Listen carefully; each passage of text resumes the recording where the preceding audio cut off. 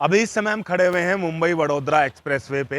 ये वही एक्सप्रेसवे है जो कि फरीदाबाद की लाइफलाइन कही जाती है और कुछ ही दिन बाद जो है वो इसका उद्घाटन हो रहा है। पहले मैं आपको एक बार हाईवे दिखा देता हूँ। देखिए ये वो हाईवे है जिसका जो है वो निर्माण कार्य लगभग जो है वो पूरे तरीके से आखिरी चरम पर है और लगातार पिछले कई दिनों से जो है वो अब इसका जल्द ही जो है वो आने वाले समय में उद्घाटन होने जा रहा है। लेकिन एक तस्वीर मैं आपको दूसरी ओर दिखाता हूं जो फरीदाबाद स्मार्ट सिटी जिसे कही जाती है और स्मार्ट सिटी का ये वही रोड है। देखिए ये मुंबई वडोदरा एक्सप्रेसवे जो है वो नया निर्माण कार्य हुआ था, लेकिन यहाँ पे जो है वो बड़े बड़े आपको कूड़े के पहाड़ दिखाई देंगे, क्योंकि लगातार जिस तरीके से जिस कंपनी के ऊपर जो है वो इस चीज़ का टेंडर दिया गया था, ठेका दिया गया था सफाई व्यवस्था का, वही कंपनी जो है वो यहाँ पे कूड़े का अंबार लगाए। कुछ लोगों से हम जानने की कोशिश करते हैं एक बार क्या कुछ इनका कहना है। क्या नाम भी आपका?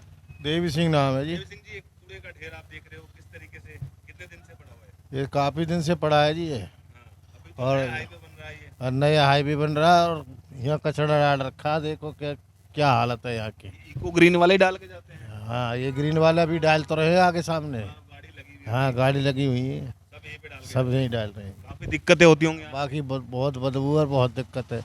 उनकी मशीन भी ये खड़ी है यहाँ सामने। अच्छा। हाँ, राहगीरों को काफ़ी समस्याओं का सामना जो है वो इसके चलते करना पड़ता है, क्योंकि जिस तरीके से कूड़े का अंबार यहाँ पे लगा हुआ है जिससे आवारा पशु या गाय की बात कर जाए सभी गायें जो है वो यहाँ पे आ जाती हैं और इसके चलते अमूमन देखा जाता है कि दुर्घटनाएं जो है वो सबसे अधिक होती हैं। और लगातार इससे पहले भी जो है वो बात करी जाए तो सेक्टर 7-8 के पास इसी तरीके का कूड़ा का अंबार बन गया था और लगातार जो है वो यहाँ पे गायें रहती थी और इसके चलते जो है वो काफ़ी दुर्घटना होती थी। यहाँ से इतनी बुरी दुर्गंध जो है वो पैदा हो जाती है, क्योंकि लगातार लोग यहाँ से निकलना लोगों का जो है वो कहीं ना कहीं मुश्किल हो जाता है। आप देख सकते हैं कि कितने बड़े पैमाने पर जो है वो यहाँ पे आपको कूड़े का अंबार जो है वो दिखाई देगा। और जिस वडोदरा एक्सप्रेसवे को जो है वो फरीदाबाद की शान बताया जाता है, उसी वडोदरा एक्सप्रेसवे पे इस तरीके का हाल जो है वो एक स्थानीय जो जिला प्रशासन है या फिर नगर निगम की सफाई कर्मचारी व्यवस्था है उस पर जो है वो सवालिया निशान खड़े करते हैं कि इस तरीके से लापरवाही जो है वो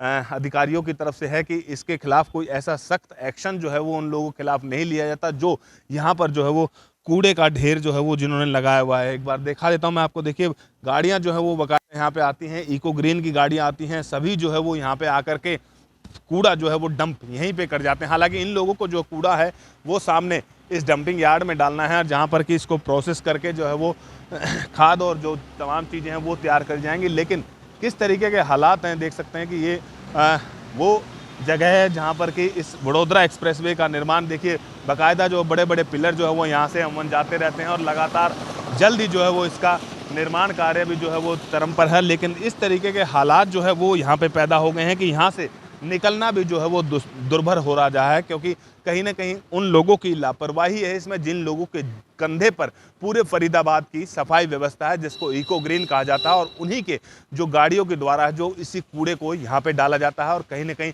अधिकारी जो है वो आंखें मूंदे बैठे हुए हैं। फरीदाबाद से अनिल राठी, न्यूज़ 18 हरियाणा।